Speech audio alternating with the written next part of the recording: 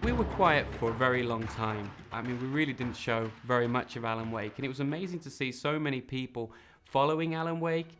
And from our heritage, from Max Payne, we had a lot of fans that were consistently checking out what's new on alanwake.com, writing on the boards, and there's a lot of anticipation and expectations out there. I totally understand the perception that it has taken a long time, but we really wanted this game to fulfill its potential and really meet the expectations of all the fans out there.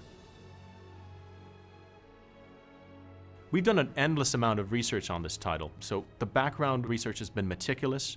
We've looked at things such as ghost towns in the Pacific Northwest, tornado behavior, even the architectural integrity of these buildings. We even have a landscape architect who's worked to make accurate landscapes. And we did several trips to Pacific Northwest with the art team, and myself and lead game designer Mikael, we drove about 2,000 miles around it for a period of almost 2 weeks. We came back with over 40,000 photographs that we are basing the environments and models on. We went to see places like Astoria, where the movie Ring was made, and that's a very typical Pacific Northwest coastal town. Twin Peaks was shot at North Bend, which is not that far from Seattle.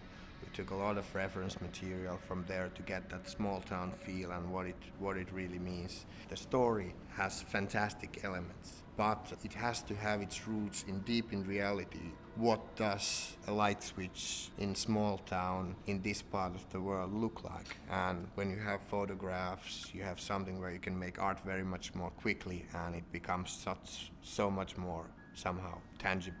We've looked at NASA star maps to make sure that the stellar constellations are correct in the night sky. So there's a lot of intricate detail. Not everybody will realize these individual details, but I think they come together to form a whole package that's just a living, breathing, credible world. One of the most impressive places we went to in Oregon was Crater Lake. I remember the moment when I walked on the edge of the cliff. I wasn't expecting much. I have to say my jaw dropped because the water was so blue, huge, absolutely blue screen blue. This location was the inspiration for Cauldron Lake, which is very pivotal to the story. There even is a lodge on the edge of the Crater Lake, and we have our own version of the Cauldron Lake Lodge. The technical requirements of such a big game mean that there's very few off-the-shelf solutions that you can purchase to achieve the vision of the creative guys. As such, we've needed to build our own tech from the ground up. There are some great solutions out there like Unreal Engine and Havoc, but none of these would have provided what we needed.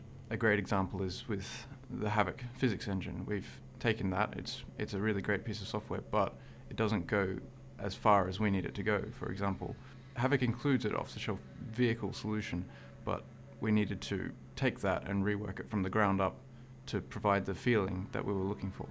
When I got to see some of the materials Saku showed me of Alan Wake, that actually hit me that we can do pretty much anything with this game. Sort of like we can light it as we like, we can use the cameras we ever want, we can pretty much do everything with the Remedy game engine because it's so incredible.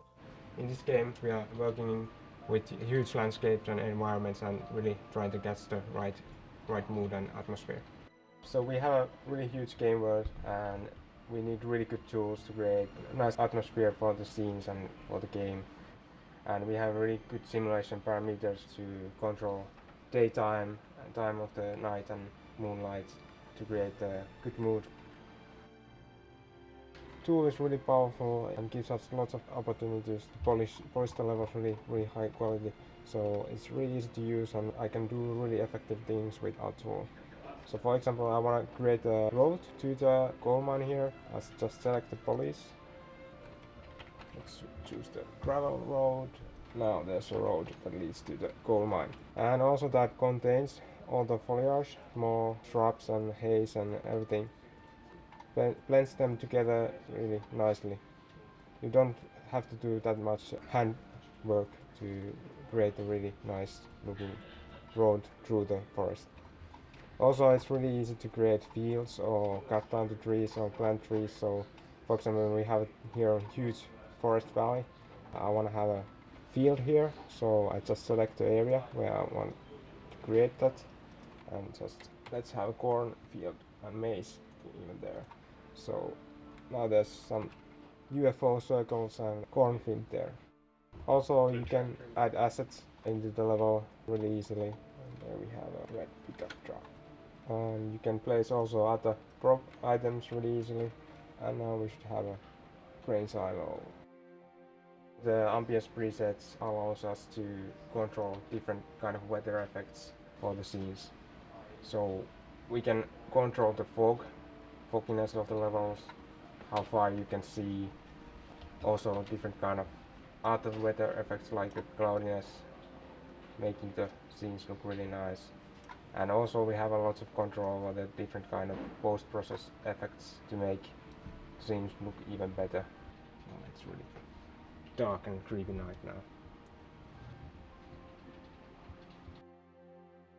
With the first games that I worked on, Max Payne 1 and Max Payne 2, we were really limited by a lot of the tool set and the ways of delivering the story and the environments. With the Xbox 360, we're able to harness a lot more power, and we have a uniform platform, so we don't need to worry about a lot of the compatibility issues that we did with the first Max Paynes.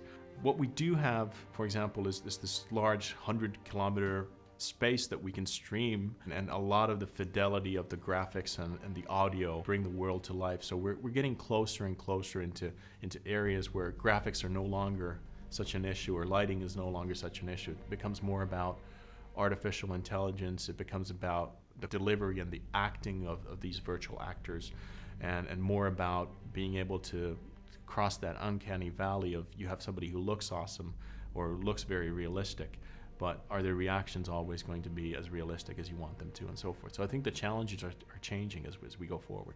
Artificial intelligence is a very broad term used to describe a whole variety of different issues. For example, if you think about what a monster needs to do in the game, it needs to perceive the world, it needs to figure out where the player is, figure out tactics of how to approach the player and how to attack him or flee from him or dodge behind cover or do all the other various things that make it feel like there's some intelligence in the bad guy's head, which is a very big task. Take, for example, a typical enemy in the game, a Taken. It will probably start out with a concept, one of the concept artists, and it will go through to a modeler who will build the mesh for it, which will then be mapped to a set of bones, which is like its skeleton that it uses for animation. That'll go further to an animation team, which will build up a set of animations for it. The animation program will help implement those animations. And finally, when this mesh and the animation set is ready to go, its behavior is set up by another programmer, an artificial intelligence programmer. And finally, it can be placed by the level designers in the game. The level will then get converted to what we see on the disc, and then more programmers further translate what's on the disc to what you see on the screen. So my job is basically to take all the animations that the animators give me and put it all together. So I'm sort of a spindle in the middle of the net, making it all work. I first get a rough version from the animators. I use that to plug it into the game, make everything work. I send it back to the animators, make them a build, and they can continue iterating with that to make it look good. So most of the animation is based off of motion capture, at least for the human, normal characters in the game. We're really trying to capture the fact that they are normal people. For the Taken, there tends to be more of an emphasis on keyframing. It's done off of video reference that we shoot and keyframe based off of that. So it gives a little more of a fantastic sense with the animation, but it's still grounded in reality. A big part of animation is not just creating the animation itself, but seeing how it interacts with the other animations in the game. And the only real way to tell that is by playing the game over and over. But in this kind of arena, we can just jump right in and test the animations right away. We don't have to go forward to the part of the game where this character appears or anything like that. We can just jump right in and look at a character without anything else in the way. As you can see, this is not our in-game lighting. This is just something that makes it easy to see what the characters look like and just focus entirely on the performance. So this is kind of our little animation playground. We can drive our car around or jump on top of things, run upstairs, go to the convenience store. One of the keys to doing good motion captures is a lot of planning, knowing exactly what you're going to do. And you don't really go in and mocap just one or two animations. You try and get a big chunk of them together, know exactly what you're going to go for, and then go in and shoot it. You have somebody directing, somebody operating the mocap, and an actor in the suit. giving the actual performance. He's probably kidding, Birch. He's got a great sense of humor. Just ask Sinclair. Overall, we have a couple of dozen of rather central characters. This is part of the lost America, like you have this 50s style diner where you have the outfit of a waitress, you have these logger types, you have this park ranger, quite soft man actually, very keen on coffee, keeps talking about coffee. Try the coffee. Just don't blame me when you fall in love, because it'll break your heart when you have to leave. We have Barry, who's the agent. Everybody loves Barry.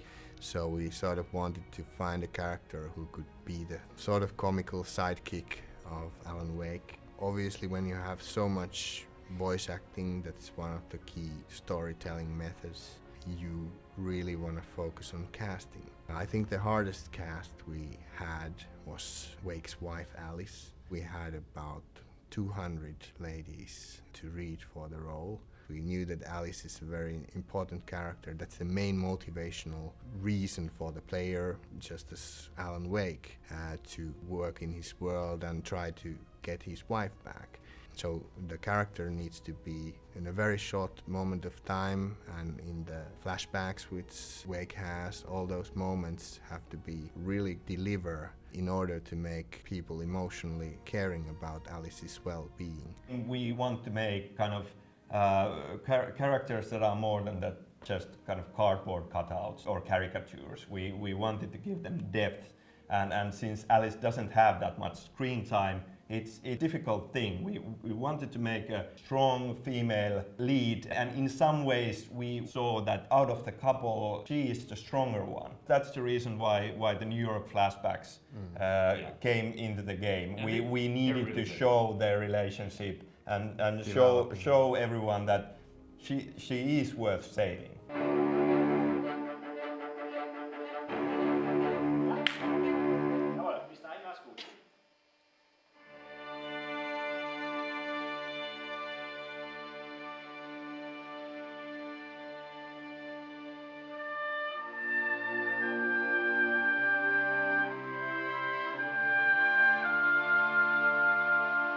In order to have emotions in music, you really have to know the characters, you really have to feel them.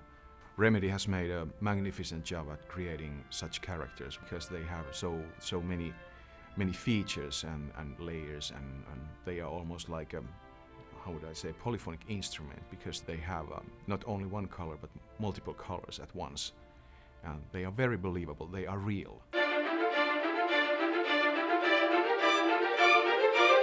For instance, Mr. Wake's instrument could be considered as guilt in the beginning, which then evolves into determination, and then only in the later stages of the game it becomes action. And Alice, she bends but she doesn't break. Without Alice's flexibility, they probably would have divorced or parted a long time ago. And then there's Barry, which is one of my favorites because I find a lot of myself in him. He's kind of hiding everything behind his jokes and his manly posture, and he obviously has some issues. So it's those very believable and human things that I like to put my fingers onto. I felt at some stage I even used scoring Alan Wake as a psychological relief to myself, letting out some demons. Oh. It was really touching to see orchestra playing some of my cues, even though I used string samples when I composed music. It's a totally different dynamic level when you see and hear dozens of people playing the same note and really concentrating on what they're doing. You could feel the combined emotion of all these people.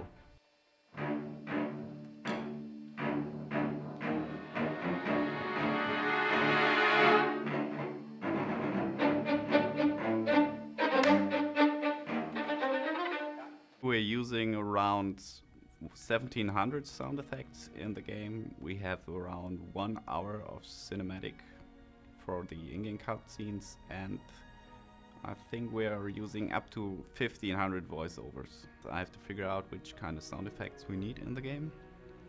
If we decide not to make them in-house, I have to make sure that I request them from our outsourcing companies. We're working together with SoundLab, which is the in-house sound department from our publisher, Microsoft Game Studios. And we're working together with Soundalux, which is quite a famous Hollywood studio. For example, they did the latest Star Trek or the latest James Bond. SoundLab did some outdoor recording sessions to provide us with proper source material we could use for sound design.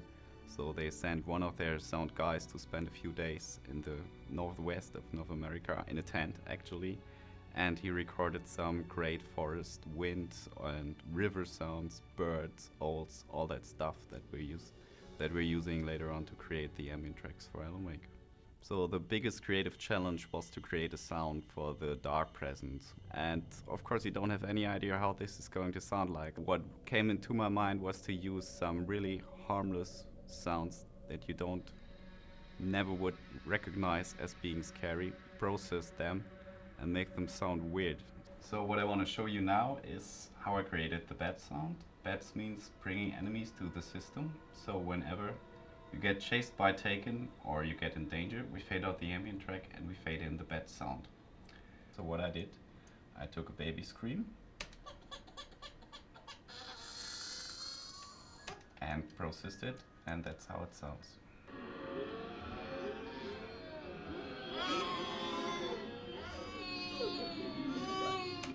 So another one I took is some baby kittens. And after processing them, they sound like this.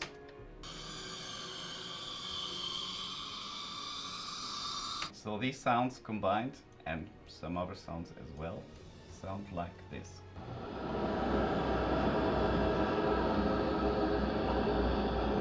And it sounds like this in-game.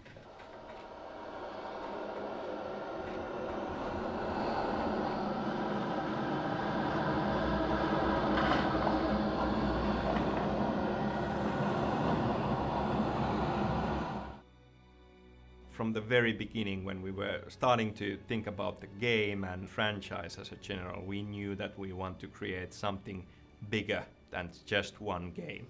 The success of Alan Wake will really define where we go with this, and clearly we have a lot of story to tell and we have a lot of things to explore, and we always set out to build something much larger than a single game, but clearly it will be defined by the success of this game. So we're doing some downloadable content which will peel up the mystery and share more of the creative vision that we have for Alan and continue his journey. But from the very start, when we started thinking about it, whether we should do it or not, we decided that we don't want to do it just for the sake of it. Not just because everybody else is doing downloadable content, but you know, it has to be something that people will really enjoy. So it's going to be a great bridge between Alan Wake 1 and hopefully what will be Alan Wake 2. And I hope everybody out there will really enjoy it. We like to kind of use pop culture and borrow from pop culture in our games, and the best possible thing which has already happened with Max Payne is to have these games become part of that pop culture that other people will find inspiration in and borrow from in their own works.